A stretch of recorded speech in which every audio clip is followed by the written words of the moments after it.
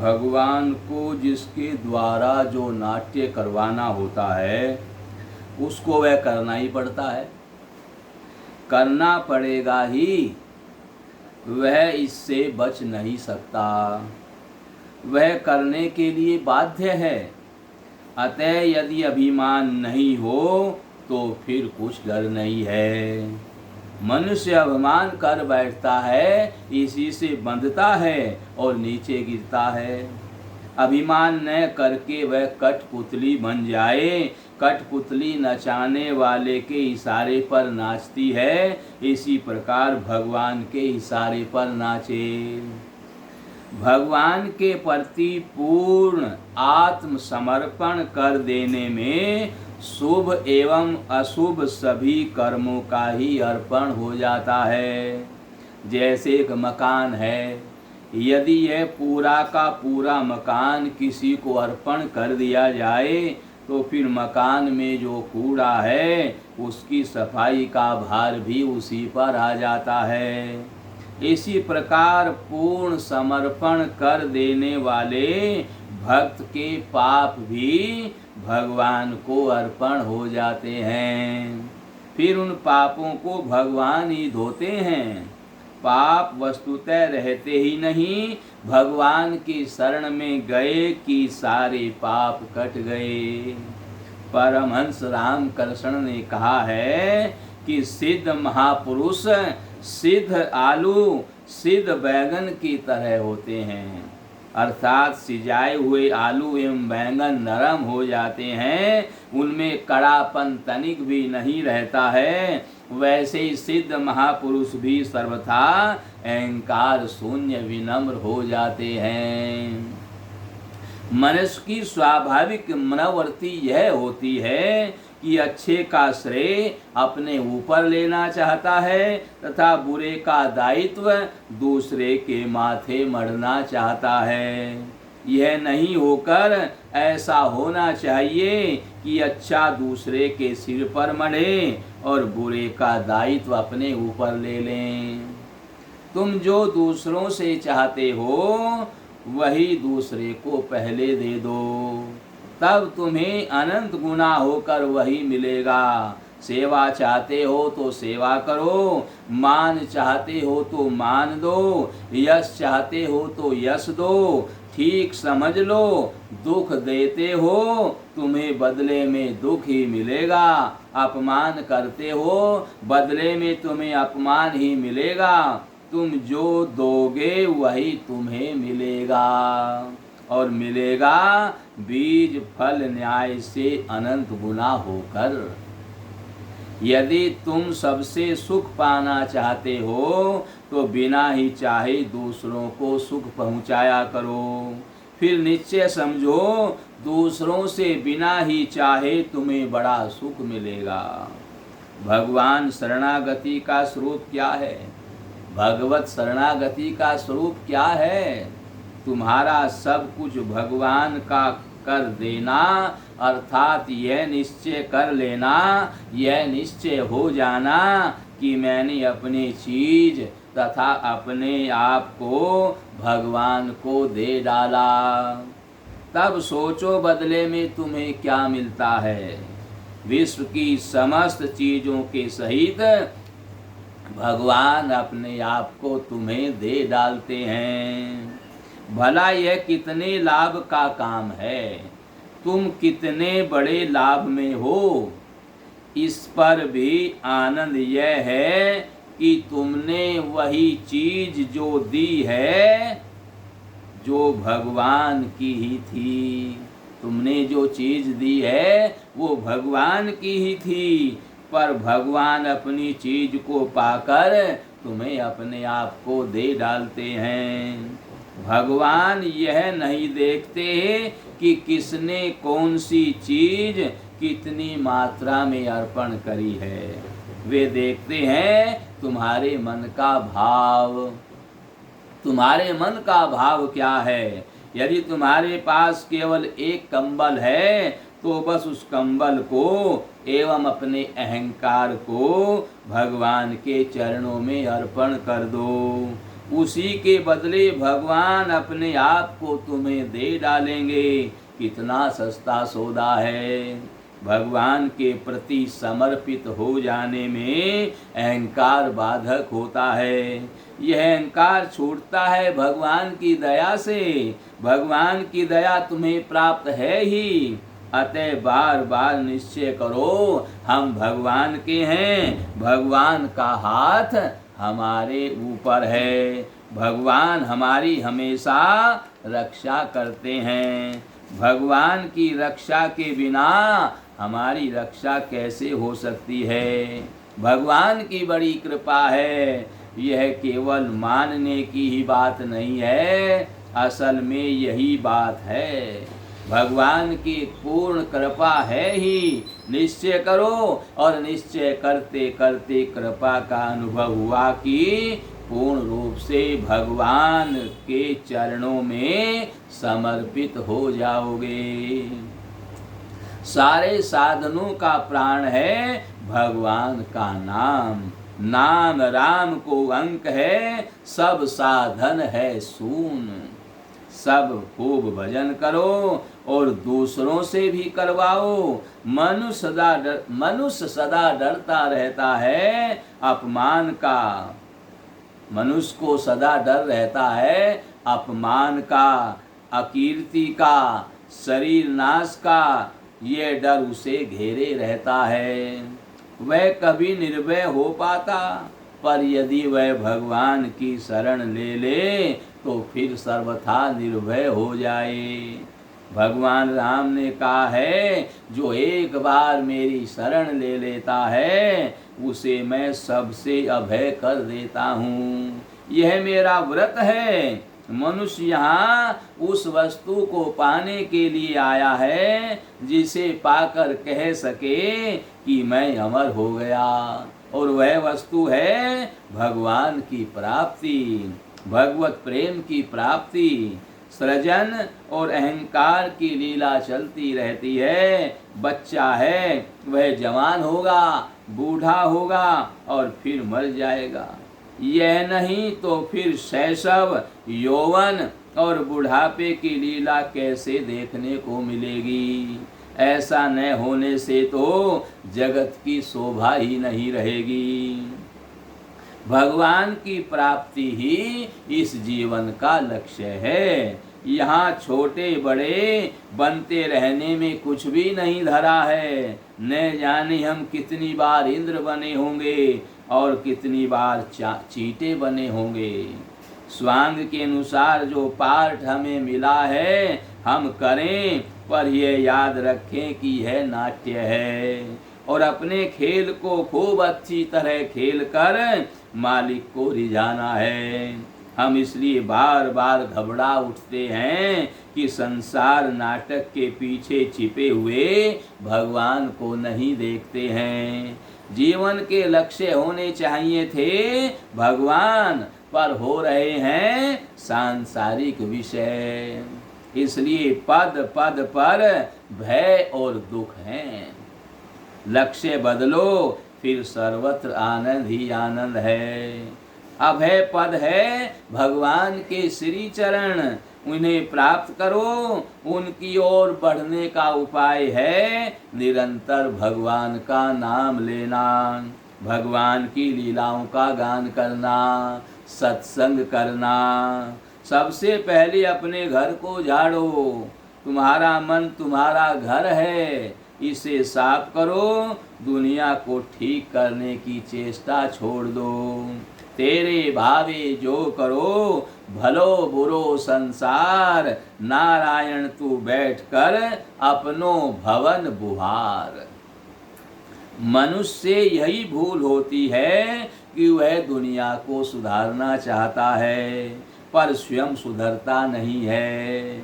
मनुष्य यदि अपने दोषों की ओर देखने लग जाए तो फिर उसे दुनिया के दोषों को देखने का अवकाश ही ना मिले। जब तक मन में कामना है, जब तक मन में लोभ है, तब तक पाप से बचना बड़ा ही कठिन है। दूसरे के साधारण दोष के लिए भी मनुष्य उसे दंड देना चाहता है, पर यह नहीं विचरता कि वह स्वयं यही दोष करता है। मनुष्य के हाथ में जब तक अधिकार रहता है तब तक वह अपने दोषों को देख ही नहीं पाता। मनुष्य पुण्य का फल सुख चाहता है, पर पुण्य नहीं करता, और पाप का फल दुख नहीं चाहता, पर पाप नहीं छोड़ता। इसलिए सुख नहीं मिलता और दुख भोगना ही पड़ता है। याद रखिए, चोरी का पैसा घर में स्थायी नहीं रहेगा। इतना ही नहीं, वह बहुत बड़ा दुख दे करके जाएगा। बुरे कर्म का फल अच्छा हो ही नहीं सकता। बुरा कर्म करते हुए जो किसी को फूलते फलते देखा जाता है, वह उसके इस बुरे कर्म का फल नहीं है, वह तो पूर्व के किसी शुभ कर्म का फल है। जो अभी प्रकट हुआ है, अभी जो है बुरा कर्म कर रहा है, उसका फल तो आगे चलकर मिलेगा। पाप करते समय मनुष्य यह भूल जाता है कि इसका फल क्या मिलेगा। नरकों का वर्णन लोग सुनते नहीं, जो सुनते हैं वे भी उस पर विश्वास नहीं करते। पर सच मानिए, यह वर्णन बिल्कुल सत्य है, और पाप करने वालों को वहां जाना ही पड़ता है। मनुष्य मोहवश यह कह बैठता है कि अमुक काम नहीं करेंगे तो घर का निर्वाह कैसे होगा। यह भ्रम छोड़ देना चाहिए। निर्वाह तो भगवान करते हैं, मनुष्य तो व्यर्थ का गर्व करता है। तुम कह देते हो कि घर वालों के लिए यह पाप कर रहा हूँ, पर याद रखो, घर वाले पाप में हिस्सा नहीं बटाएंगे।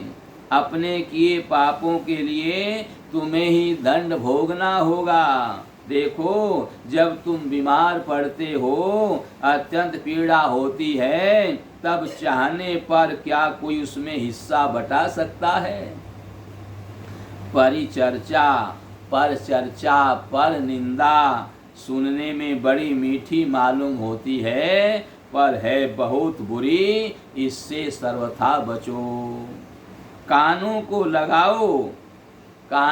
लगाओ भगवान के नाम में, कानों को लगाओ भगवान के गुणों में, कानों को लगाओ भगवान की लीलाओं में, कानों को लगाओ भगवान के चरित्र आदि के सुनने में, आँखों को लगाओ भगवान की मूर्ति का दर्शन करने में। यह नहीं करके यदि पर चर्चा सुनते हो, यदि पर निंदा सुनते हो, बुरे बुरे दृश्यों को देखते हो, तो इतनी बड़ी हानि हो रही है कि अभी तो उसकी कल्पना भी नहीं है, पर पीछे बहुत पछताना पड़ेगा।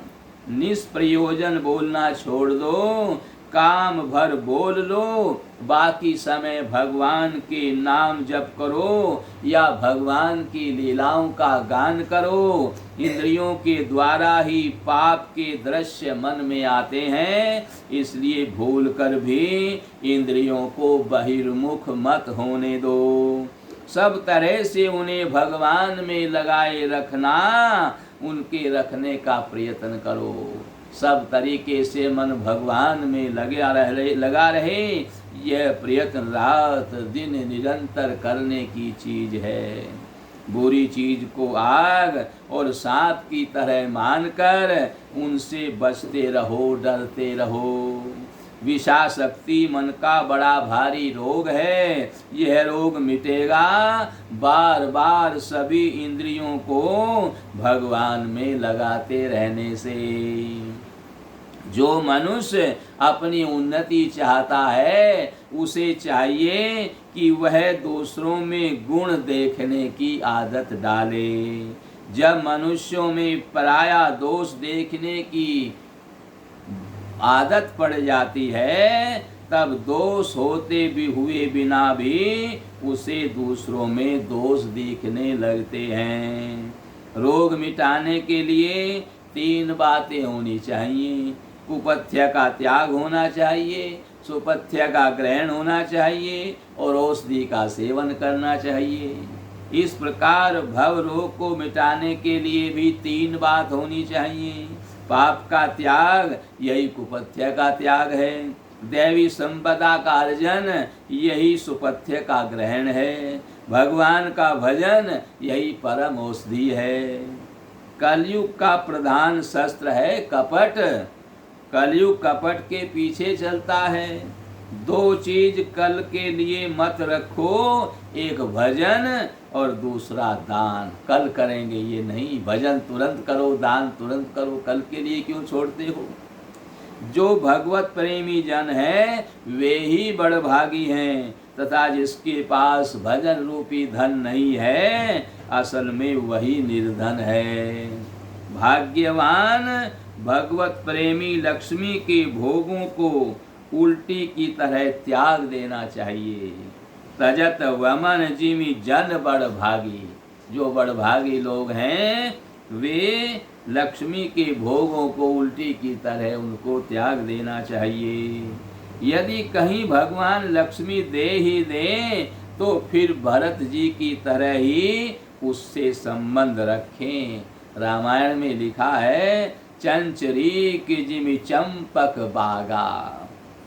जिस प्रकार भोरा चंपा के वन में रहकर भी किसी भी चंपा के फूल पर नहीं बैठता, उसी प्रकार भरत जी अयोध्या के ऐश्वर्य से हमेशा निर्लिप्त रहे, उसमें लिप्त नहीं हुए। ठीक इसी प्रकार भोगों से निर्लिप्त रहे। भगवान की अर्धांगिनी लक्ष्मी मैया को भगवान की सेवा में ही संलग्न रखे।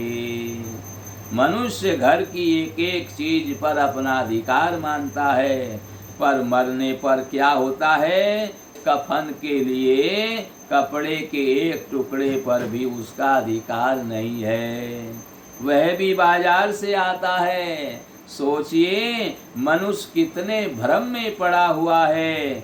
चाहे अरबपति हो या दरिद्र, शरीर तो मिट्टी में मिलेगा ही। कमाया हुआ धन तो यहीं रह जाता है, पर कमाने के समय जो पाप हुआ, उसका दुरुपयोग करते समय जो पाप हुआ, वह मनुष्य के साथ जाता है तथा परिणाम में महान दुख देता है। कोई अपने को मूर्ख नहीं समझता, पर जिसका जीवन भोगों की सेवा में जा रहा है असल में वह महामूर्ख है। वही बुद्धिमान है जो भोगों में नहीं रमता। संसार में जितने भी विषय भोग हैं, भोगते समय तो वे अमृत तुल्य सुखदायक प्रतीत होते हैं, पर परिणाम में भी निश्चय ही विष के समान दुख देने वाले होते हैं। धन, अधिकार, कपड़े, गहने, आराम, नाम, कीर्ति आदि समस्त भोगों की यही दशा है। मान ले किसी के पास 20 मकान हो गए, तो इससे क्या हुआ? क्या वह 20 में एक साथ सोता है? नहीं सोता। उसे तो वही 3.5 हाथ जगह ही सोने को मिलती है। केवल वह अभिमान पल्ले बंध जाता है कि मैं 20 मकानों का मालिक हूँ। मरने के बाद मकान तो यहीं रह जाएंगे और वह इन्हें छोड़कर चला जाएगा। मकानों में मन फंसा रहने के कारण मरते दम तक चिंता बनी रही, रात दिन सोच में डूबे रहे और अंत में मालिक की भी निश्चय छिन जाएगी। जो मालिकी है वो भी निश्चय ही छिन जाएगी। सोचो मनुष्य इन तुच्छ विषयों में मन फंसाकर कितनी मूर्खता करता है। नारायण।